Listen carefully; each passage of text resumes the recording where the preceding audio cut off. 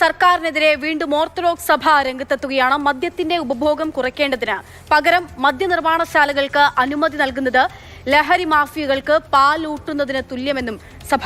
Shinoj ST വിവരങ്ങൾ നൽകാനായിട്ടുണ്ട്. ഷിനോജ്, ഈ orthodox സഭ ഇതിൽ ഒരു എതിരഭിപ്രായം പറയുന്നത് ഇതാദ്യമല്ല. പക്ഷേ നിലവിൽ സർക്കാരിന്റെ ഈ നയത്തിനെതിരെ പലതരത്തിലുള്ള പ്രതികരണങ്ങൾ ഉണ്ടാവുകയാണ്. കഴിഞ്ഞ ദിവസം നടന്ന സംഭവത്തിലുൾപ്പെടെ ഇപ്പോൾ ഓർത്തഡോക്സ് സഭ ആവർത്തിക്കുന്ന കാര്യം എന്താണ്? ഇതിൽ എങ്ങനെയാണ് ഈ നിലപാട് അറിയിക്കുന്നത്?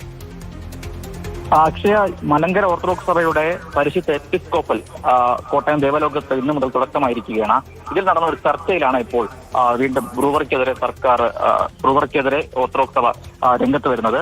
കഴിഞ്ഞ ദിവസങ്ങളിൽ വെഞ്ഞാറമൂട് നടന്ന കൂട്ടക്കൊലയുമായി ചേർത്ത് വായിച്ചുകൊണ്ടാണ് ഇത്തരത്തിലൊരു ചർച്ചയിൽ ഓർത്തഡോക്സ് സഭയുടെ ഭാഗത്തുനിന്ന് ഒരു രൂക്ഷമായ രീതിയിലുള്ള പ്രതികരണം ഇപ്പോൾ ഉണ്ടായിരിക്കുന്നത്. സഭ പറയുന്നത് ഈ മദ്യത്തിന്റെ ഉപഭോഗം കുറയ്ക്കേണ്ടതിന് പകരം ഇത്തരത്തിൽ മദ്യനിർമ്മാണശാലകൾക്ക് അനുമതി നൽകുന്നത് ലഹരി മാഫിയകൾ പാലൂട്ടി വളർത്തുന്നതിന് തുല്യമാണ് എന്നൊരു പ്രതികരണമാണ് ഓർത്തഡോക്സ് സഭയുടെ ഭാഗത്തുനിന്ന് വരുന്നത്. നേരത്തെ കഴിഞ്ഞ 2 തവണ, പ്രത്യേകിച്ച് മാരാമൺ കൺവെൻഷന്റെ പേരിലും അതിനുശേഷവും ബ്രൂവറിയുടെ സർക്കാർ നിലപാടുകൾക്കെതിരെ ഓർത്തഡോക്സ് സഭ രംഗത്ത് വന്നതാണ്. അതിന് പിന്നാലെയാണ് വീണ്ടും സർക്കാരിനെതിരെ ബ്രൂവറി വിഷയത്തിൽ ആഞ്ഞടിച്ചുകൊണ്ട് ഓർത്തഡോക്സ് സഭ രംഗത്ത് വരുന്നത്. മാത്രമല്ല, കേരളത്തിൽ ഇത്തരത്തിൽ ലഹരി മാഫിയകൾ ആഴത്തിൽ വേരടക്കുന്ന പ്രധാനപ്പെട്ട കാരണം വേരടക്കുന്ന ആ യാഥാർത്ഥ്യം സർക്കാർ ഇനിയെങ്കിലും തിരിച്ചറിയണം.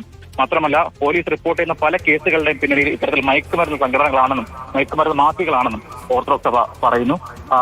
ഇന്ന് ചേർന്ന ഓർത്തഡോക്സ് സഭയുടെ സുന്നഹ ദോസിലാണ് ഇത്തരത്തിൽ സർക്കാരിനെതിരെയുള്ള ഒരു വലിയ വിമർശനം ഉയർന്നിരിക്കുന്നത്.